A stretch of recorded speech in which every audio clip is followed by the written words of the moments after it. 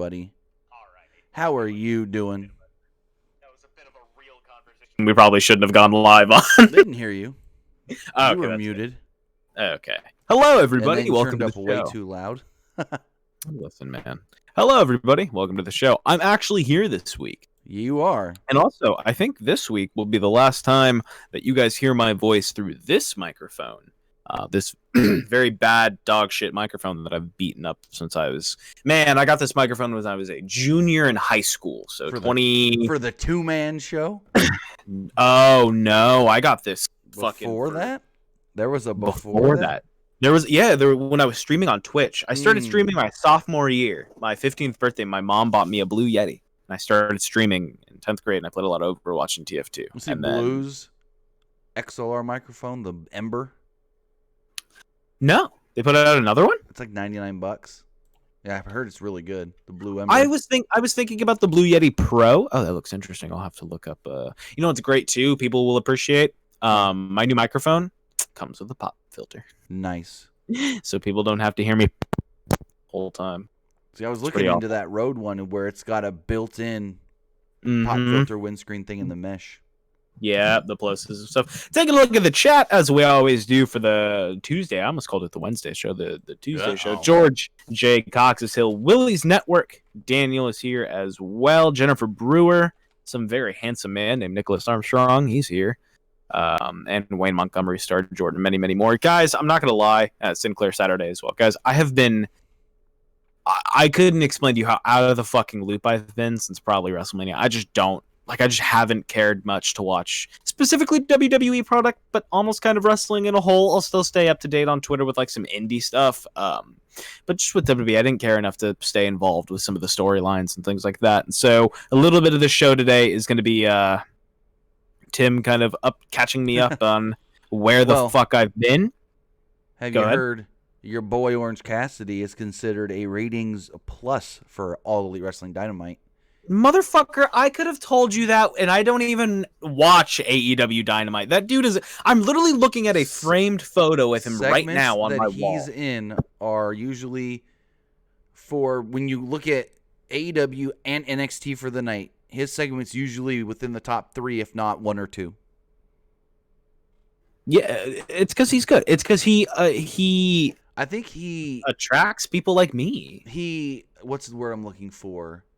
He knows his audience, and he appeals to them. But I guess you could say attracts that key younger, 20s demographic. Yeah, the internet humor. Exactly. Yeah, internet humor. Which, fuck it, dude. Appeal to those people, because TV isn't lasting very much longer.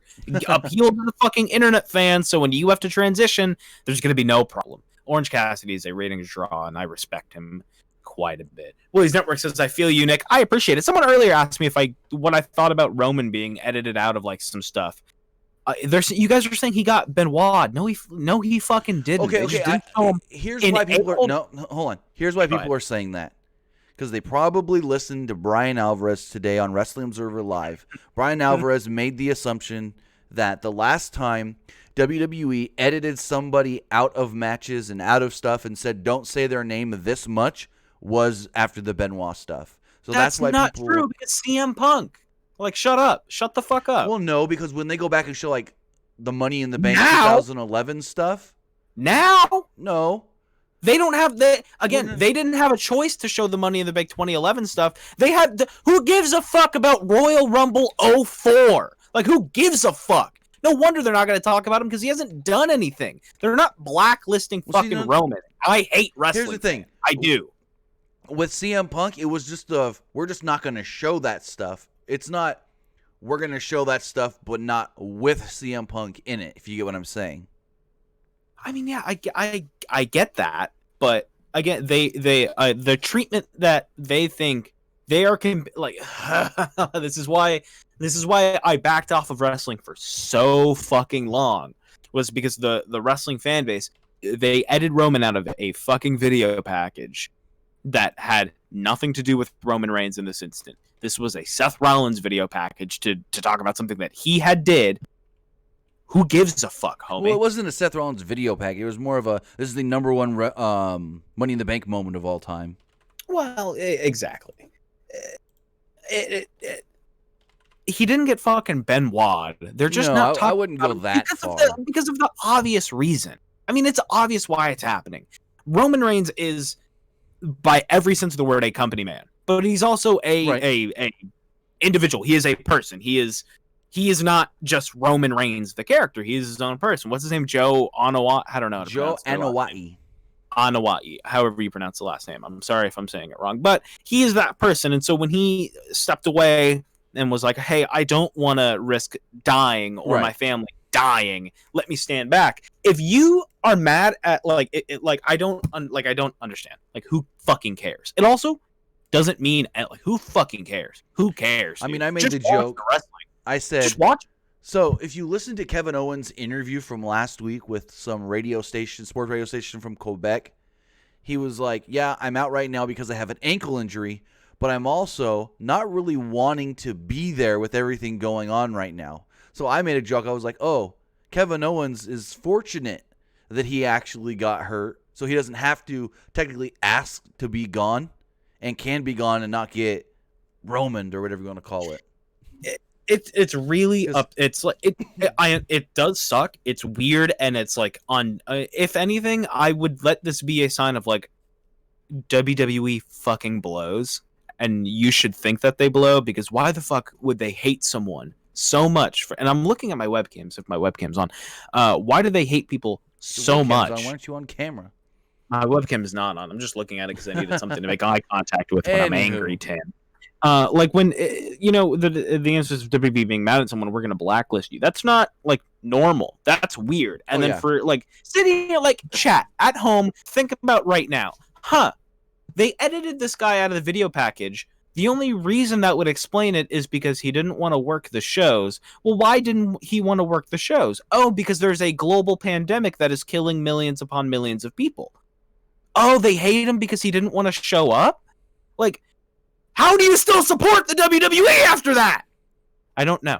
I don't know. I get where you're coming from, for sure. And I don't, as much as I like enjoy what you want and all, but you do need to kind of.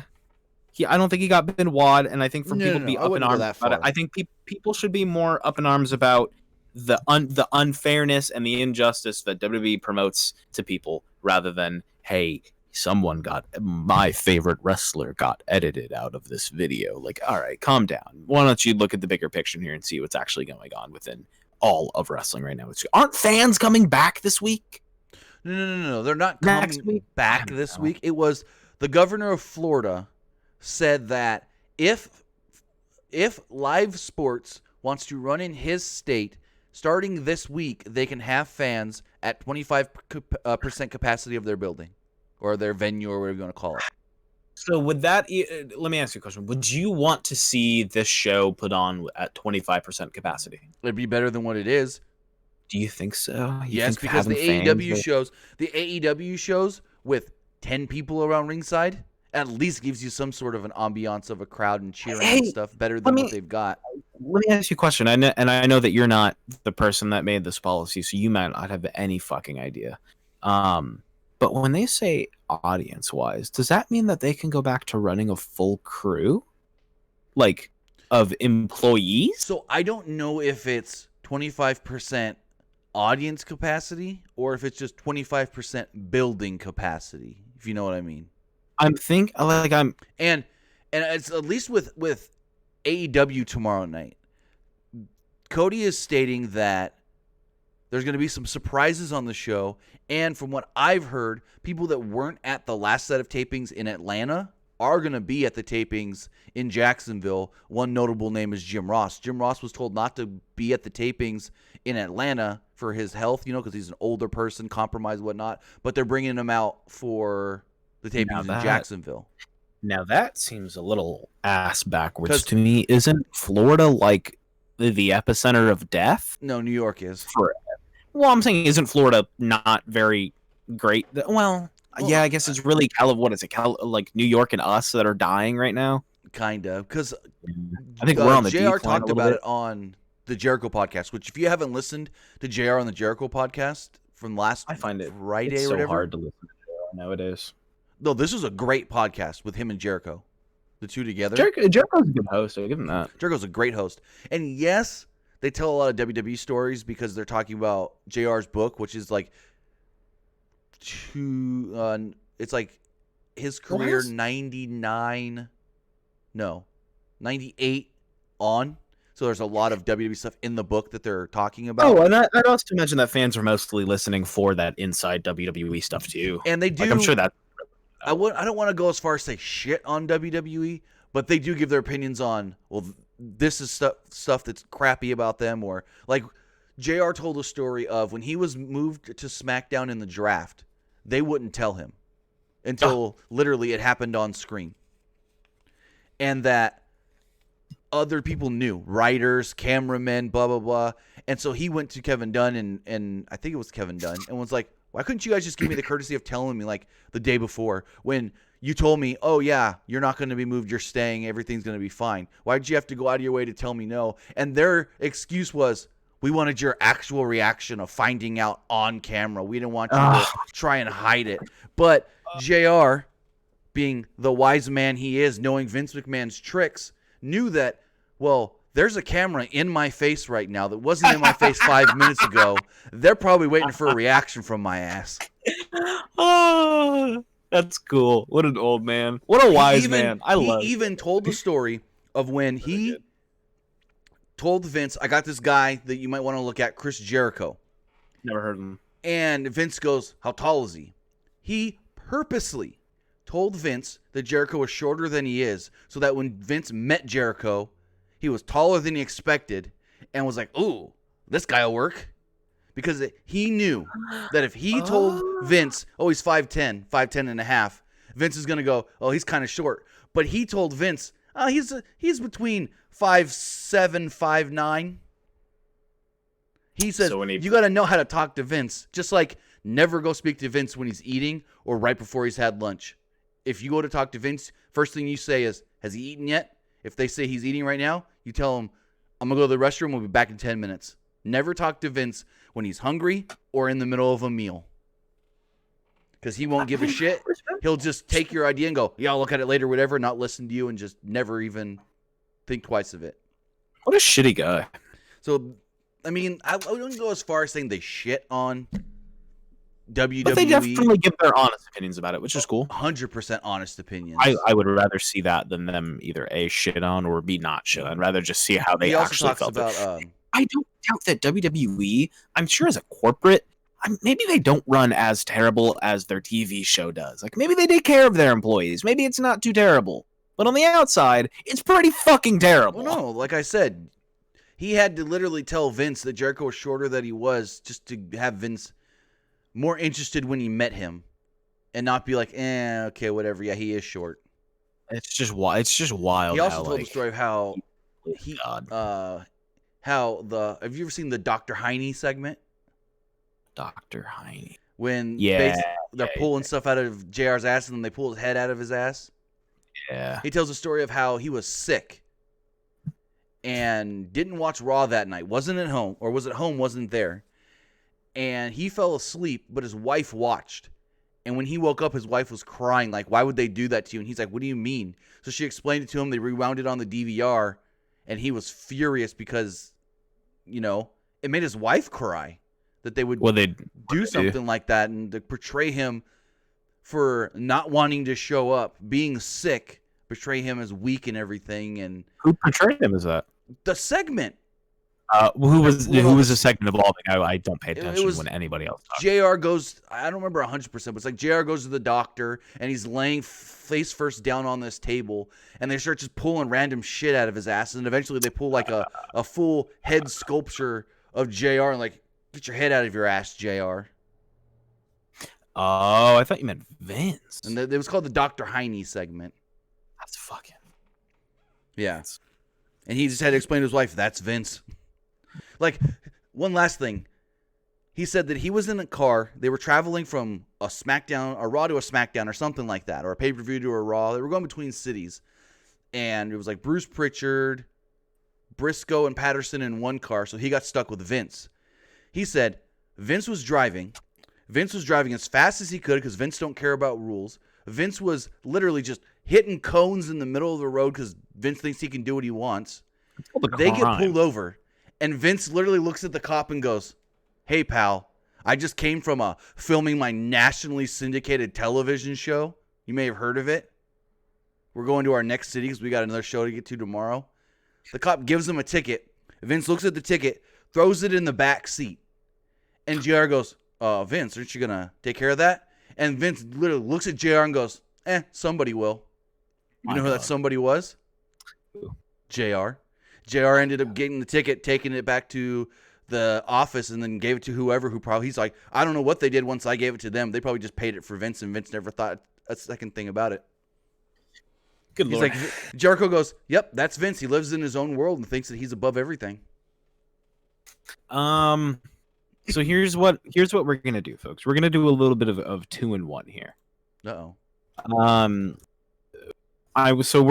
Tim is gonna give his 2020 Money in the Bank prediction, because that's what, May 10th, The Sunday. What I'm gonna do is, I have been so out of the loop with current stuff, is I'm just gonna look at this card. That's what I'm pulling up right now. I'm gonna ask Tim, "What the fuck is this match?" And then Tim will tell me and give his prediction on it. You have the card in front of you? I'm on BleacherReport.com. Oh, I just sent you the Wikipedia with the card. For sure, Jay. So, I'm going to look at yours instead. For those of you that are watching Money in the Bank this Sunday, I would like to know who you guys are expecting to win, who you guys would like to see win. So definitely let us know that in the chat. Let me scroll down here. All right, so let me ask you. Well, before we talk about Money in the Bank, we got to talk about our sponsor. Oh, yeah, do that so I can go get water. We got to talk about our sponsor for this week's video. It's Manscaped.com. You know, like I always tell you guys, you got to be taking care of yourself, whether that is taking vitamins, working out, or getting trimmed. Trimming down there, I mean. Because sometimes if you let it grow a little too much, it can get a little unhygienic, I guess you can say. And with that, Manscaped has redesigned the electric trimmer. The Manscaped engineering team spent 18 months perfecting the greatest ball hair trimmer ever created and just released the new and improved Lawnmower 3.0. The third generation trimmer features a cutting-edge ceramic blade to prevent manscaping accidents. Millions of balls are about to be nick-free thanks to Manscaped advanced skin-safe technology. Manscaping accidents are finally a thing of the past. When I tell you that this is premium, I mean it's premium. The battery will last up to 90 minutes, so you can take a longer shave. One of the coolest features is the LED light, which illuminates grooming areas for a closer and more precise trimming. They've also upgraded to a 7,000 RPM motor with quiet stroke technology. And, well, let's not forget about that charging stand. Show your mower off loud and proud, because this intelligently designed stand is a convenient charging dock powered by USB. If you are listening to me speak right now, I want you to experience this firsthand for yourself. Trim your junk, ladies and gentlemen. Get 20% off and free shipping when you use the code PWUnlimited at manscaped.com. Your balls will thank you. Again, get 20% off and free shipping when you use the code PWUnlimited at manscaped.com. They should change that slogan to "Your balls will thank you, and so will PWU for supporting them." They shouldn't change to that. Tim, I got a question. I might have an answer. The 2020 women's ladder match. The women's Money in the Bank ladder match that hits Asuka, Shayna Baszler, Nia Jax, Dana Brooke, Lacey Evans, and Carmella. Dana Brooke beat Naomi to qualify for this match. You gotta be fucking kidding me. So here's the thing. Wait, hold on. Time out. Number one, why is Naomi not always the champion? Wasn't she like the best women's champion they had? She was a good women's champion, for sure. She's probably the best. So PY, I ask the same question every time. So first off, I do got to say that I'm 99% sure the winner's coming from Raw. Because two things. A, they kept saying whoever wins can only cash in on their brand's champion. But then last night on Monday Night Raw, they said, and I quote, "Next week on Monday Night Raw, Becky Lynch confronts the winner of the 2020 Women's Money in the Bank ladder match." So they basically gave away that it is either Nia, Shayna, or Asuka. Who won last year? 2019 Bayley, and she cashed in on the same day after Charlotte beat Becky for the title that same night, for the SmackDown title. You're right. Well, let me ask you, Tim, who are you taking for this? So I'm conflicted here. I don't think it's Nia because they've been building her up too much, so that would be the obvious choice. If we're just looking at Raw, like screw SmackDown. I don't think it's SmackDown. They wouldn't have said what they said last night because you also got to think. This match has already been filmed. So it's not like, oh, yeah, they said something last night on Raw, but that's not what they can do this weekend. They're not changing anything in these matches. It's already been filmed. Apollo Crews not being in the match, AJ being that final spot, that was the plan 3 weeks ago. So I'm thinking either Shayna or Asuka, and here's my thing. Shayna with the briefcase could work.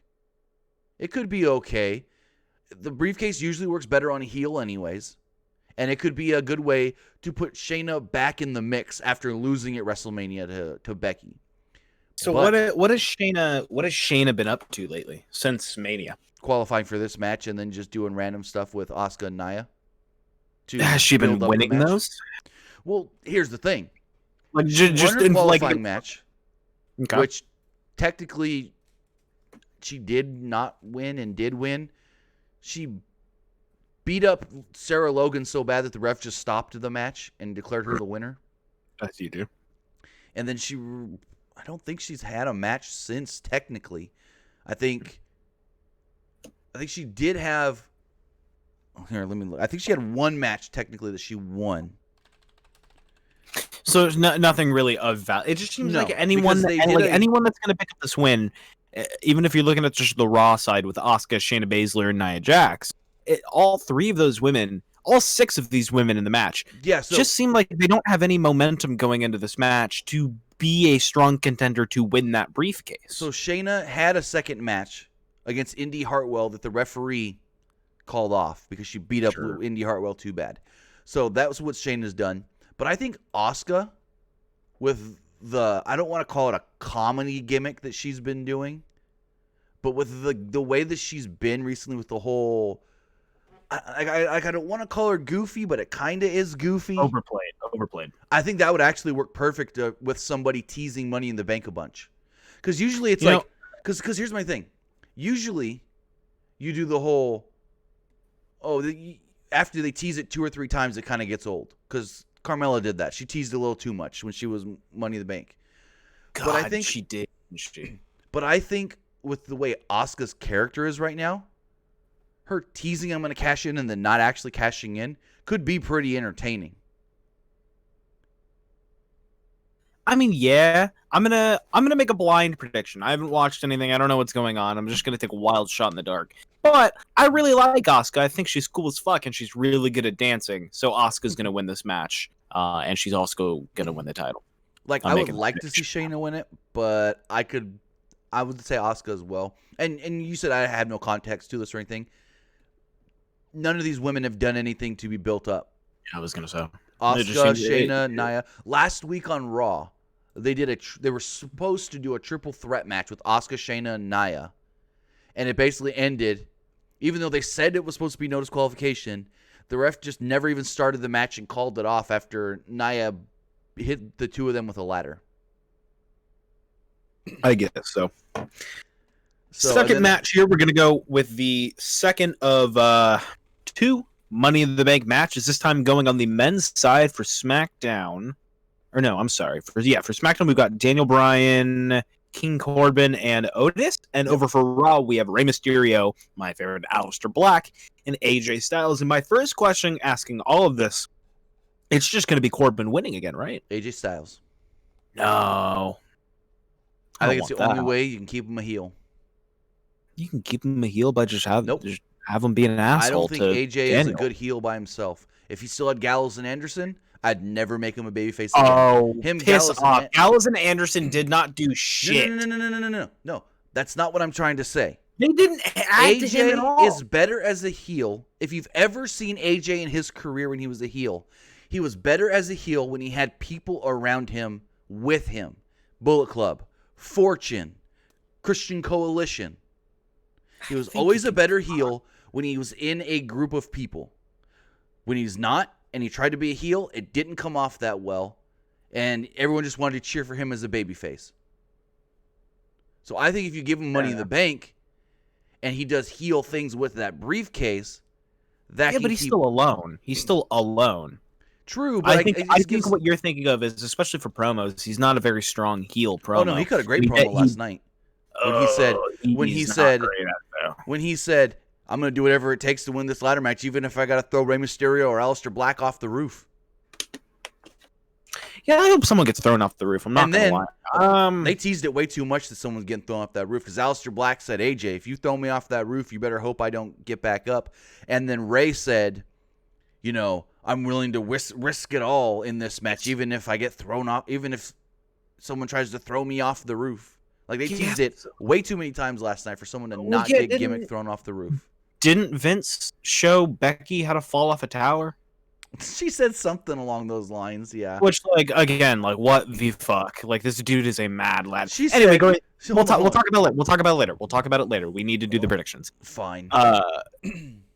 I'm looking at this, and all the men in this match, it's entertaining, but again, much like the women, just seems like they have no purpose in this match. It's really just here's some people that you guys seem to really be liking lately. How about we put them all in the match? And I'm for that. WWE acknowledging that these are the ones that people like. Might as well give them something. I think you'll see a lot of fun stuff from Daniel, Ray, Alistair, and Otis and AJ. I think Corbin is just there because they needed another guy, but I can definitely see him picking it up. My pick for this match, going in completely blind, no idea what the fuck they've been up to lately. Aleister Black. He literally has the power. Sumerian ancient. Do you really devil. think you could see Aleister Black walking around with the briefcase?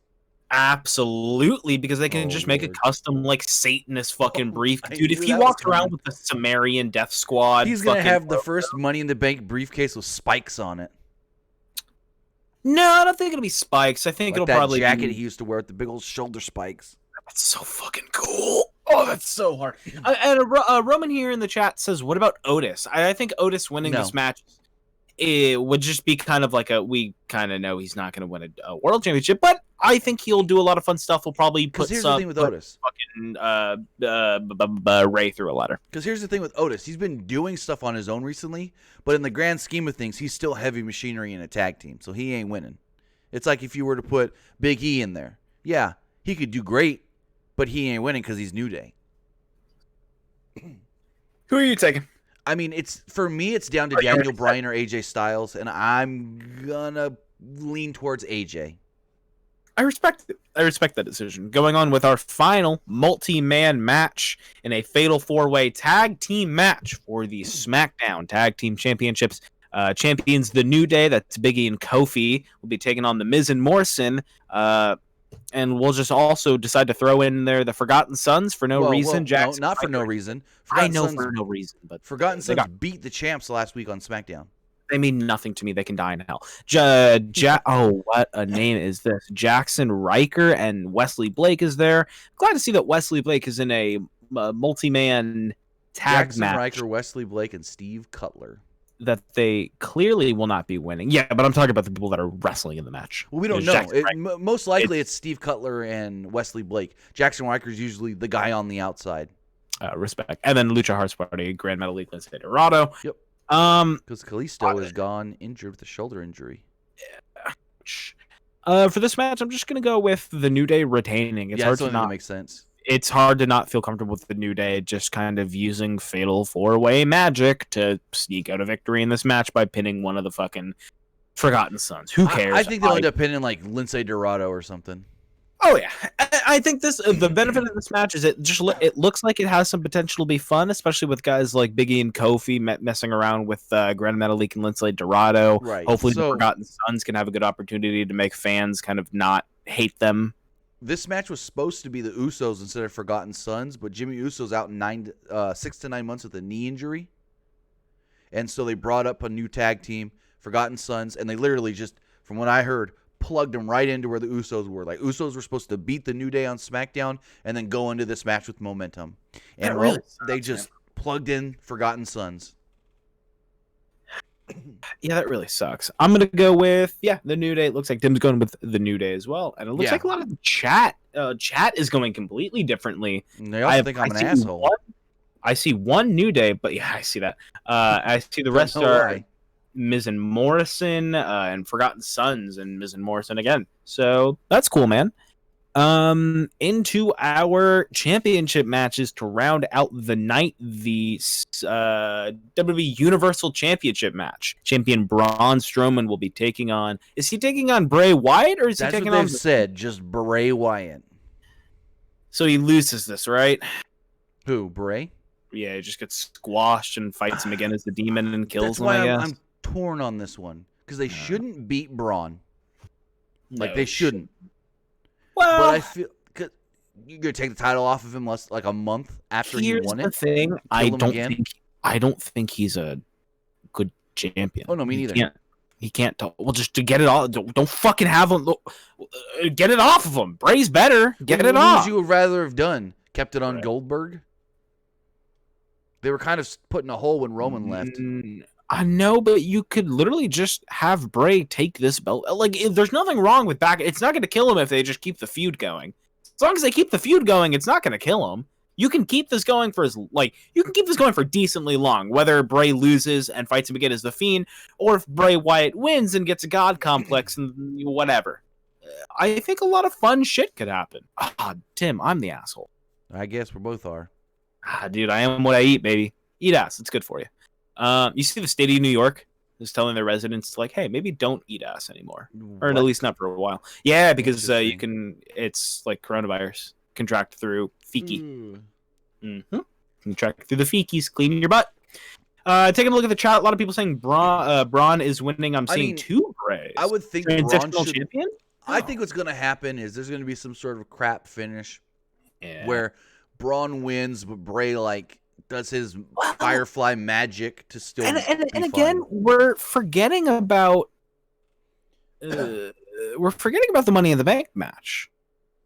It's not uncommon to see cash-ins the same night. It's not uncommon. It could happen. Last year, they did it with Kane when he took the title from Mysterio. I'm trying to think of any other same day cash-ins. They did it with Ambrose in 2016. So maybe I totally picture someone like AJ seeing that. It would have to be someone from SmackDown if they're cashing in on Braun.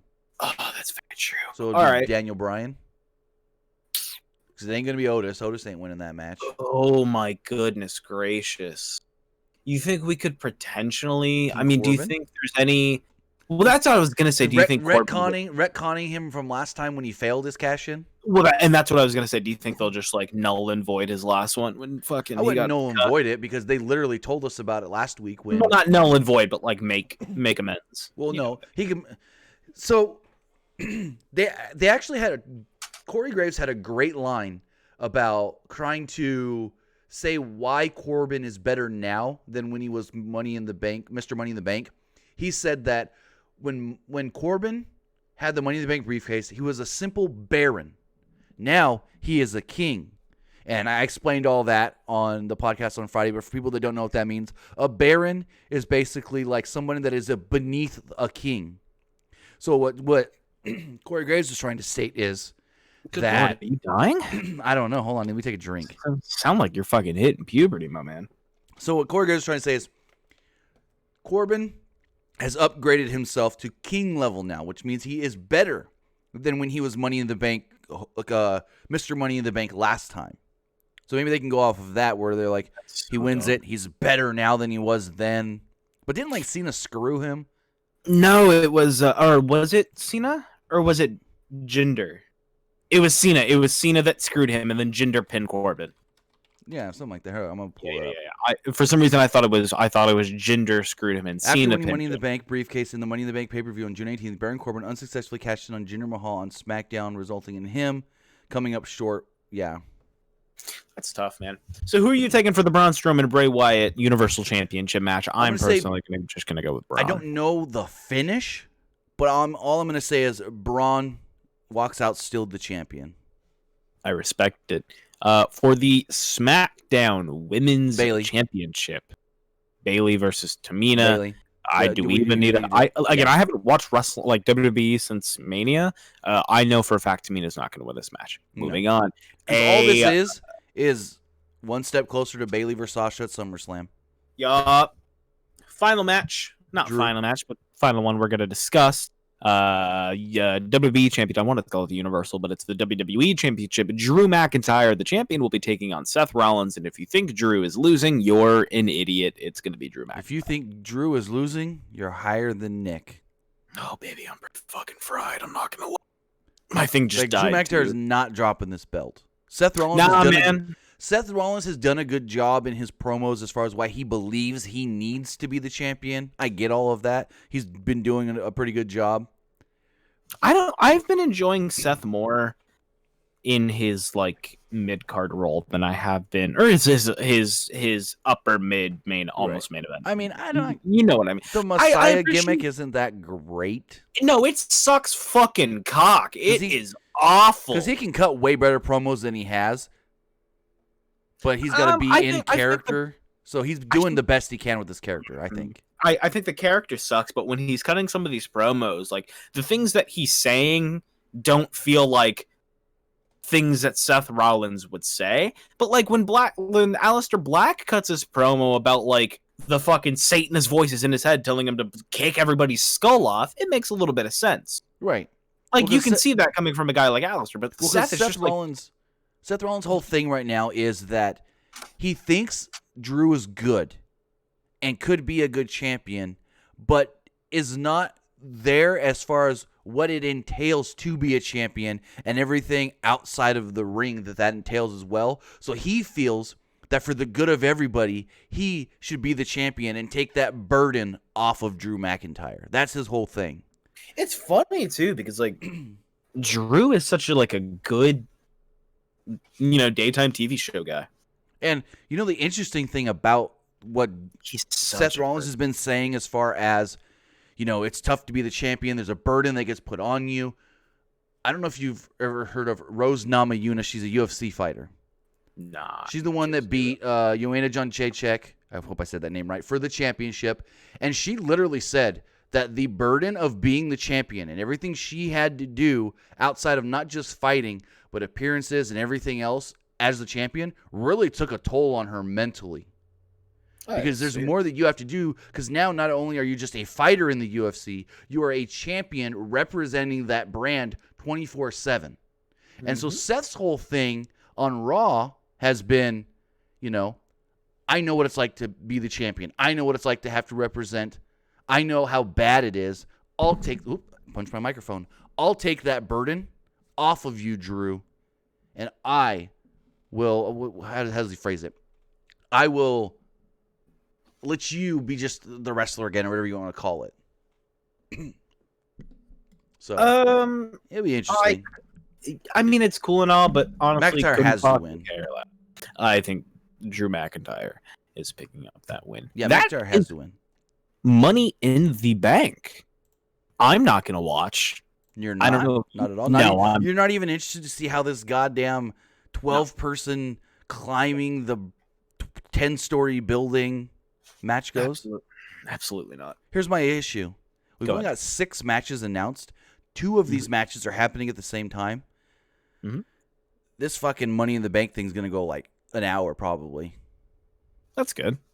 It's going to be long.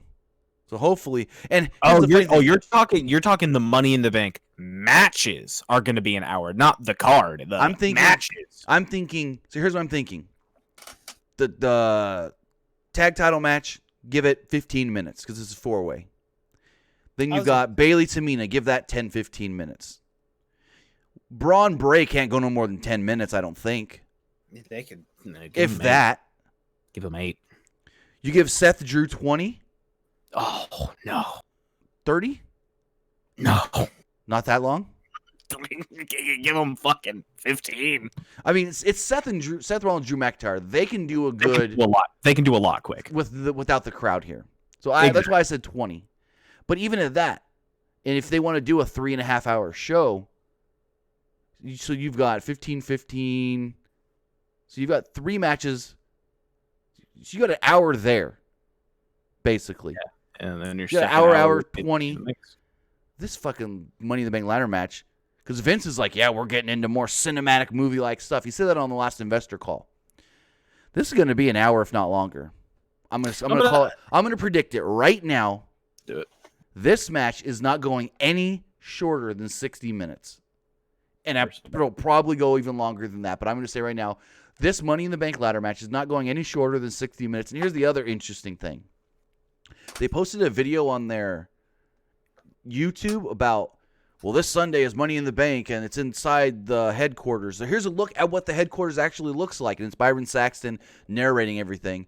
And then he goes, and the men and the women's matches are happening simultaneously. What would happen if they bumped into each other during these matches? So are they like taking place at opposite ends of the building, and then they'll eventually all end up at the top?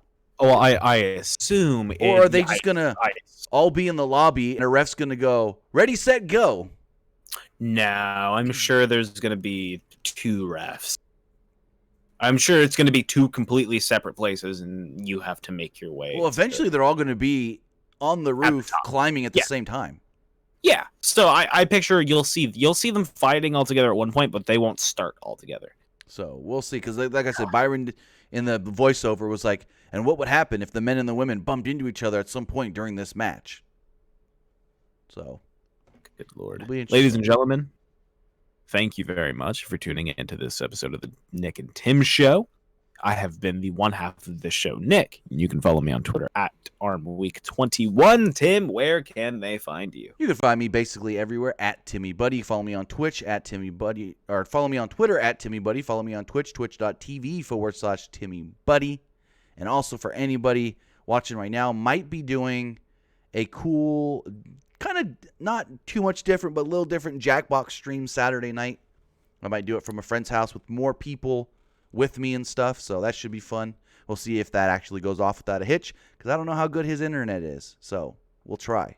But we may be doing a Jackbox stream this weekend over on twitch.tv/TimmyBuddy, so hit the follow button over there just so you know when I do go live. Not sure if I'm going to go live tonight or not. Might jump on and play some Valorant. We'll see. I'm not going to lie, one of my favorite streamers just went live playing Valorant, fucking Critical, and I might get drunk after Rick and Morty and play Valorant. So let me know. I will. Alrighty, folks. Thank you very much for tuning in, and we will see you guys next time. Remember, call your mom. She probably misses you. Good night, guys. See you later, folks.